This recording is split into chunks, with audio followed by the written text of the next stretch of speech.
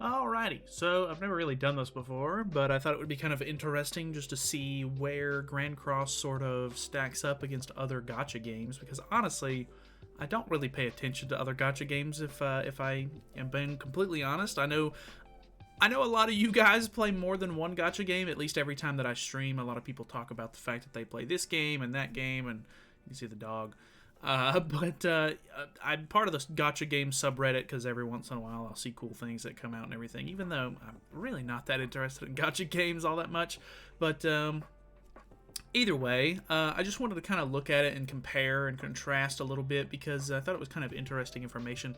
Obviously, I have no idea how well Grand Cross used to do back in the day. I don't really know any of the information on like when they launched or anything. Obviously, we do have the global and Japanese version up here on the top right of this one right here. So it looks like for March we did relatively well, I guess, with 4 million, which seems to be kind of like the average. Like that seems to be like kind of where we stack up most months. It looks like February was really low. I would assume that's mainly because, you know, in December and January, we had Ultimate Escanor into Purgatory Meliodas, which was a really big set of festivals, of course. So people were really spending money, apparently, during those two, and which is, you know, completely understandable that it dropped off by quite a bit in February because people weren't summoning for anything specific, kind of just recouping after, you know, the big festivals and everything. It looks like with the release of Mayel and everything, they did pretty well. It really is only kind of just, you know, around what they normally do, which is 4 million for March. So nothing too crazy. It's actually insane to look at how crazy the Japanese spending is. They don't have the KR version on here. I'm assuming it's like really low comparatively, because it's probably a much more niche you know, group of people, I guess, that are playing on there. But the fact that in December, which was the Ultimate Escanor coming out, we as a global community made them $5 million. I don't know if that's their profits or if that's just how much people spent on the game. But the fact that they're only $200,000 behind us in December is crazy for me to think about. Like this, the global version is basically all the European players, all the like the international players and everything, the US players, you know, all of the I would assume Chinese players and stuff like that also play on global. I'm not 100% sure on that, and I don't even know how big the communities are respectively, but I do, you know, take some of that with a grain of salt. I know that there's a large amount of like YouTubers and people who play on the Japanese side of the game as well, but you know, I would imagine, you know, these gacha games are insanely popular when it comes to people in Japan and everything. So it baffles me that they're that high on the board. Like, cause you can see, you know, if we made 4 million in October, which is like seems to be like an average for us, it was 4 million and then 4 million for October and November, and they did around 2.7, which is almost just like $1 million lower. Like it's a little over $1 million lower. That's still insane to me that they make that much money compared to a server that has such a wider, you know, audience, I guess. But yeah, I don't know, that's just wild to me. I mean, it seems like the game's doing relatively well because it seems like compared to a lot of the other gacha games on here, there's obviously some that aren't making, you know, nearly as much. There's ones that aren't even like making $1 million a month or whatever, which a lot of these are in the red, so I'm assuming that means that they've declined from what they had before or whatever the case may be. But there are some really big ones. I know Blue Archive is one that a lot of people talk about. I don't know anything really about it. I've seen a couple people play the global version, but it seems like the Japanese side of that game is going ham. Holy, 12 million compared to 3 million is nuts. I've never even heard of Heaven Burns Red, but it seems like it maybe only has a Japanese version, which might be why I've never heard of it. But that game seems to be churning out some real money over there. Grand Blue Fantasy is another big one, so they're doing like 12 million right now. It looks like they were having really bad months, and then they have like really good months. It's almost like a complete polar opposite for them, which is kind of interesting. I'm just kind of picking out ones that I kind of know what they are. Some of these I've never even heard of Meme Shadow Legends, I'm assuming that's Raid Shadow Legends, made 18 million. So it's crazy that this game is like all over the place. Like I would say most advertised gacha game of all time, if I had to guess. I mean, maybe Genshin is a little bit more advertised.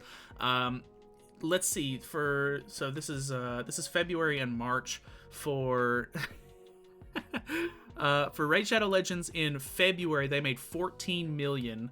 Whereas for February, Genshin Impact made 67 million over here on the left, which is mind-boggling. And then for March, they actually had a better month compared to what they had previously with 18 million. And Genshin is down 20 million comparatively. I'm assuming, I know Genshin does like a 5-week sort of update cycle or something like that. Maybe the banner that came out during March wasn't nearly as good or something like that. I think there's been a lot of drama around one of their characters, Daya or whatever. I really don't keep up with it a whole lot. I see some stuff on Twitter every once in a while, but it's crazy that Genshin is, I mean, I figured Genshin was probably going to be like top earner, but it looks like Uma Musume, whatever that is, a Japanese game, is making bank, going absolutely sicko mode over there. Ni no Kuni was another game made by Netmarble that I actually really like the base series of. Ni no Kuni's really cool because it's got all of the art and stuff like that. I think is made by Studio Ghibli and stuff, or at least maybe not now, but at least the older the games and stuff like that were, the big like mainline series games, which I played the second one and really enjoyed it. So whenever they were like, oh hey, we're making a Ni no Kuni, MMO style game where it's like on mobile, I was super interested, and I played it whenever it first came out, and then they started doing like NFT stuff, and it was just a real big mess. A lot of people dropped off, but it's crazy to see that game is still making like $2 million on JP, 1.2 million a month ish on global. So it seems like maybe the people that are still playing that are probably, if the community is as little as I think it is, which I have honestly no real way of grasping how big it is, they're probably spending a really good amount of money on it. Nikkei is very popular lately, and then they're on both of these actually. They're pretty steady, honestly. Nikkei's making about 28. Ooh, my God, never mind it. I think they launched. Yeah, they don't even have a report for October, so I guess they officially came out in November. I definitely remember them launching. Nikkei's it did 68 million in the first month, which is about what Genshin made in February. Obviously it kind of dropped off a little bit. They did 44, then 47, down to 28, and then 28. So I think this is more like they're kind of stabilizing. I know that they just did a Chainsaw Man collaboration. I'm not sure which month that even falls into, because my concept of time is absolutely atrocious, but it seems like they've been doing pretty well. Of course, obviously it's down a bit, but there's always going to be, like, when the game launches, there's going to be those initial players that are like, hey, I want to try this new game, and then they don't stick with it or whatever, so people drop off, of course. But if they're going to be consistently making around like $20-ish million a month, I mean, hey, that's that's huge. So really nothing to complain about there. I'm kind of sort of familiar with Summoner's War. Street Fighter Duel actually is like brand new. I know Kabuki was playing that a little bit on his channel. I don't know how often he's, or how often he plays it or whatever, but it looks like in their first month they made $8 million, which isn't too bad. I know the Street Fighter franchise itself is very big, so that's kind of cool, I guess. I've heard that it's like a big cash grab, so I don't know how worthwhile it is actually playing it, but that is kind of interesting as well. Tower of Fantasy was really big when it came out. Looks like they have a global and then a Chinese version of that game. It seems like it's doing pretty well, I guess, for what it is. I know that a lot of people were like, this game's gonna kill Genshin, but realistically, no game is gonna kill Genshin. I'm gonna be completely honest with you. Like, it's just not gonna happen. So looks like Tower of God is a newer game. I want to say I've heard something or another about it, but been out for 2 months now. Seems like it's not the greatest, like maybe not the most popular thing. Undecember, I remember when it dropped on Steam,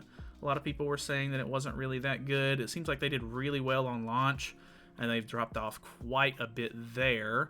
Moving over to this one. This one's a little bit more nicer looking. I guess they put a little bit more time into the graph on this one. But this one has Princess Connect, which is very interesting. I want to see if they have the global version of Princess Connect. Actually, they do. I don't know if you can see it's getting cut off by my webcam a little bit right here. But Princess Connect just announced that they are actually closing down service in April for the global version, which apparently a lot of people are very upset about. So you can see that they only made like $100,000 this past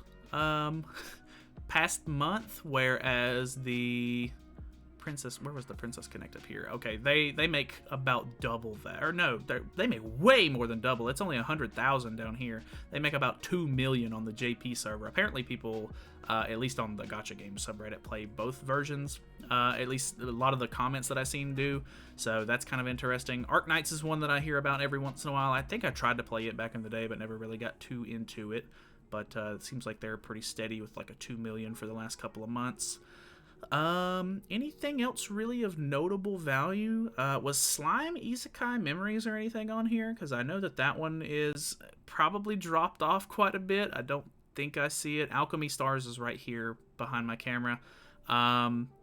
Seems like they're doing all right. I played it a little bit when it came out. This seems like they're not doing like the craziest numbers you've ever seen, but as long as they keep consistency, and they're not, doing terribly enough where they're like losing money on it, I'd imagine they'd keep it open. But Punishing Gray Ravens is another one that came out for a while and it was really big on release, but it seems like they're, I don't know, maybe kind of steady. Seems like the JP version might do around the same-ish as the global version, which is kind of interesting. I don't really see any other one. Epic 7 is obviously another one they make around. It seems like, because Epic 7 is also on this one, they make around 4 to 5 mil a month, which honestly is around the same as Grand Cross. I didn't really know how to measure up the Epic 7 sort of game comparatively to Grand Cross, but it seems like they're about the same as far as like it, not necessarily popularity, but at least on like a monthly spending basis. So that's kind of interesting. I thought it was just kind of cool to talk about or just like look over some of this stuff because there's been several games that have announced that they are ending service in the last like month. I've seen like several games. So it's just kind of crazy to think about, we're on year 3 of Grand Cross going into year 4 starting this year. At least I'm pretty sure whenever the global or the new JP anniversary comes out, we'll be starting year 4 for them, if I'm not mistaken. So kind of crazy to think about that the game's been going that long. And I don't know, I've just never really been able to put it in perspective of like how much they make and how much they need to make, I guess, to continue like doing the service, I guess. But Diablo Immortal is also another one. They're making crazy money because Blizzard's absolutely wacky, but I don't know. Very interesting. Let me know your thoughts and opinions or whatever if you want to just leave a comment or whatever. I kind of an odd video, but I just thought it would be kind of interesting to kind of look over it and get a feel for some sort of like earnings report, I guess. So either way, that's it. Thank you guys so much for watching. Hope you enjoyed for whatever reason, and subscribe, I guess. I'll see you later.